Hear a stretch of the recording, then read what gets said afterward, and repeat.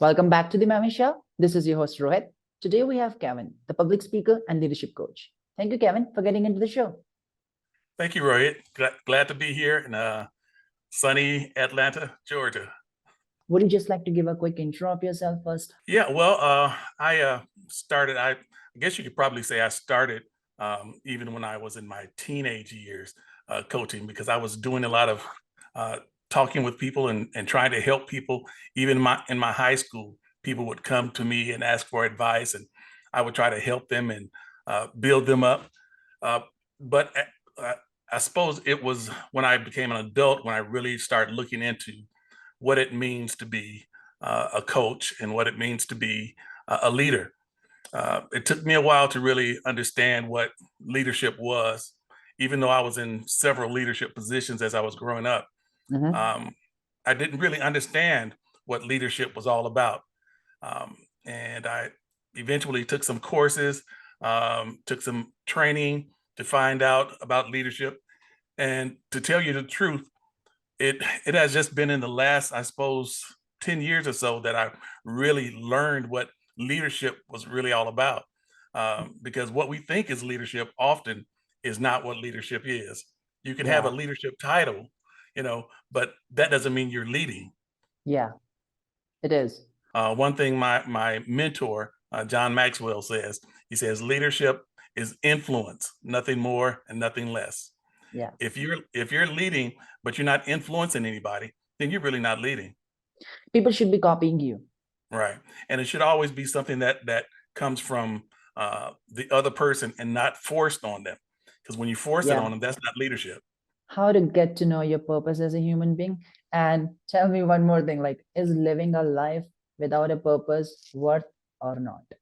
And that is a question that I suppose everybody in their life once or more asks themselves, am I living a purpose, or do I have a purpose, or what is my purpose? Yeah. And to live without purpose is to live a very dull, drab life.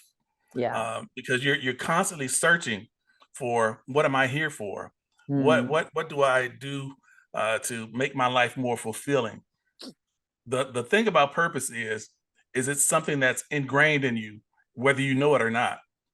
And often we find ourselves doing things that are lined up with our purpose, even though we don't recognize it.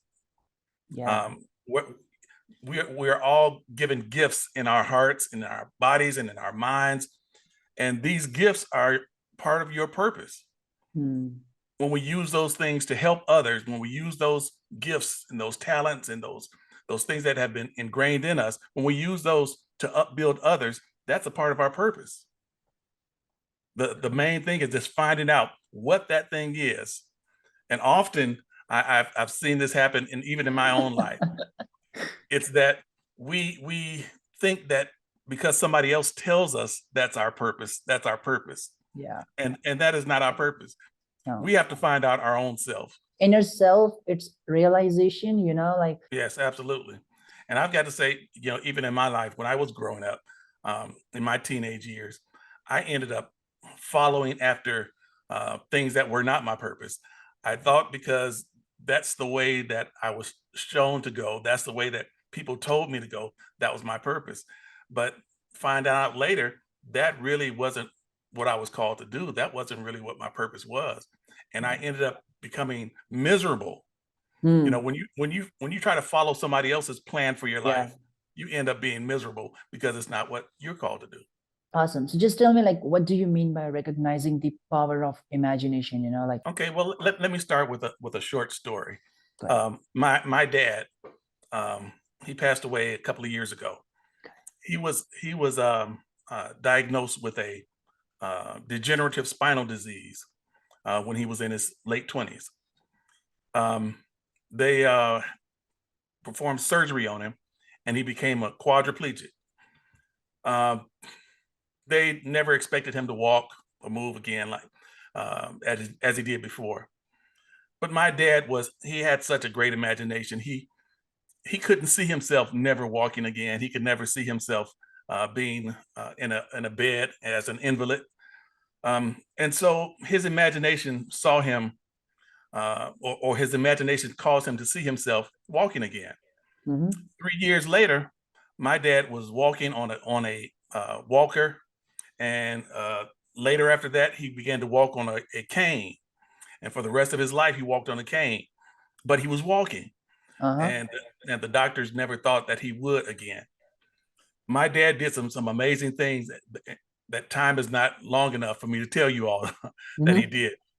But his imagination showed me that if we can imagine things in our minds, if we can get our sights set on things that are not the normal, not follow the path of standards that people have set for us, but look outside the box, recognize that there are the solutions, that there are answers to questions, that there are things that we cannot even perceive without our imagination. It takes imagination for all of the great inventions that have been created, all of the answers to our problems, all of the answers to the different types of diseases. It's an imagination. If you continue to follow the road that has always been traveled, that's what you will always get. Yeah. But if you follow outside of that road, and even when in school, how they have taught children to stay inside the lines, don't color outside the lines. They dampen their creativity because they want them to follow this standard. Yeah. And if you do that, you will always have the same thing that you've always had, and you will never be able to break out of those things. That's for the jobbers as well, the people who do jobs. Yes. No. I was reading a survey that they did, and they said that over 75% of people in their jobs feel that they're not being used to their creative ability. Yeah. And that is a sad state of affairs, because people in high positions often don't want you to go anywhere outside of what the standard is. They want you to follow the standard and don't ask questions, don't color outside the line per se, but they don't want you to have an opinion or an idea outside of what they want to give you. There was one statement by, I can't remember her name, but she made the statement about teaching and training children, saying that we should not teach children, or what we're doing is teaching children what to think. We're not teaching them how to think. And that is the problem. We want them to think what we want them to think, and not think individually and independently. How to find a mentor and understanding a need to have a mentor, Well, I would say first thing, you should make sure that you're a good mentee before you find a mentor. Make sure, and what I say when I say be a good mentee, I think you should have a teachable spirit, be able to receive from somebody else, recognize that you don't know it all, and recognize that your way of doing things is not always the best way. But when you look for a mentor, I think that you should look for someone that's has more experience than you, has varied life experiences, not just in one area, but in several different areas. And look for someone who has been where you're trying to go. If they haven't been where you're trying to go, then it's no sense in having them to mentor you, because they don't know how to get to where you're trying to go. I think it's sad that more people are not being mentors. That is a need for the world. People need mentors. I know a lot of people think that if I learn my own way, if I learn to do things my way, then that's the best way to go. But it's much better if you have somebody who's already been that way and can kind of guide you and help you along the way. I think this can be $1 billion product as well, if we can launch in launch a company, how to find a mentor. And here you can Yeah. find a mentor, anyone getting in, finding a mentor. Yes, yes. I think so. If we could create a group of mentors, where people just come to be mentored, Yeah. I think that would be great. But I also find that a lot of people are afraid to be mentors, because to Mm, be a mentor, you have to be vulnerable. You have to be transparent, yeah. meaning you can't show yourself as knowing all and Mm, being in charge of everything. You have to let them know that you don't know it all. You have to let them see, I've made some mistakes. I've had some failures. There's some things that I did the wrong way, and there's still some things that I'm doing the wrong way. But I'm mm, learning each and every day. yeah. And a lot of people don't want people to see them vulnerable. They don't want people to see them as having problems or having some issues. They want people to think that they have it all together, because Mm, that's the society that we live in. We put on these yeah. faces. We Yeah. put on Yeah. these faces that we want people to think that we've got it all together. I think about how we are on social media. All we show is the good things. All we Mm, show is, where we're, traveling, and where we're having plenty of money and all this kind of. yeah. We never show when we're going through. We never It show is. when we have difficulties. And that's just the society that we live in.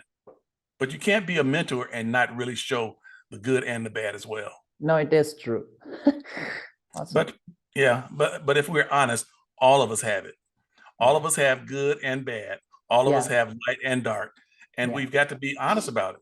How to lead yourself before leading someone else, you know? Yes, yes, absolutely. That is ground level Mm, of leadership, learning to lead yourself. yeah. If you cannot learn to lead yourself, you can't lead someone else. The thing Mm, is, um, you have to be able to, and we call it, a lot of times we make New Year's resolutions. We just came into a new year, and people say, I'm going to do this. I'm going to do this for the new year.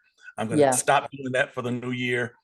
But then by February, March, they're back to doing the same thing that they were doing before. That's not a show of leadership. If you're Mm, if you're going to lead yourself, then you have to have the self-discipline to yeah. say, I'm going to stop doing this, or I'm going to do this, and follow through with it. Yeah. If you don't, then you really need to stay at the level of self-leadership before you try to lead somebody else. Like, what are the things which every leader has common, like in big companies, or what common things they have? I think one of the common things that leaders have in uh, large companies or even small companies is being able to connect with the employees. And communication is key if Yeah. you're going to lead. Yeah. You can't communicate in a way where you are always seen as the know-it-all. You can't communicate Mm, it in a way that make people feel inferior.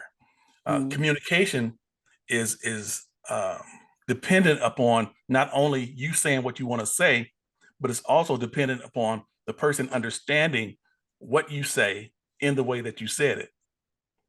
You see, so mm. even though you may say what you want to say, the person that's receiving it needs to understand: is this what he said, or did he say something else? Because we could say it in one way and mean it in one way, but the person takes it another way. Yeah, it is. And that is very important. Communication, making sure that you connect with the person that you're talking to, and that they receive it in the way that you intended. Do you have any best advisor tips who is finding a mentor or just getting started being as a leader? I would say, for those who are looking for mentors, um, make sure that you have placed yourself in a place where people are going where you want to go. And also make sure that those who you choose to mentor, and let me back up a little bit. It is good for you to find somebody to mentor you, but it is even better for a mentor to find you and Mm, choose you to mentor. yeah. Because that's when a mentor finds you, and chooses you to mentor, that means he sees something in you that you probably don't see in yourself. And that is often the case. Often those who are to be mentored, who are looking for a mentor, look for someone who's beyond where they are. And it really is not a good fit. Yeah. But when a mentor chooses you, it usually works out well. So I would say always look for someone that has been where you're going, or who is where you are wanting to go. And if you always do more than what you're expected to do, you will be found. Someone will find you and want to mentor you. Well, thank you so much for getting into the show. It was amazing to have you in, and we just loved it, and audience will also love it, I guess. So thank you so much for getting in. Well, thank you. I had a pleasure.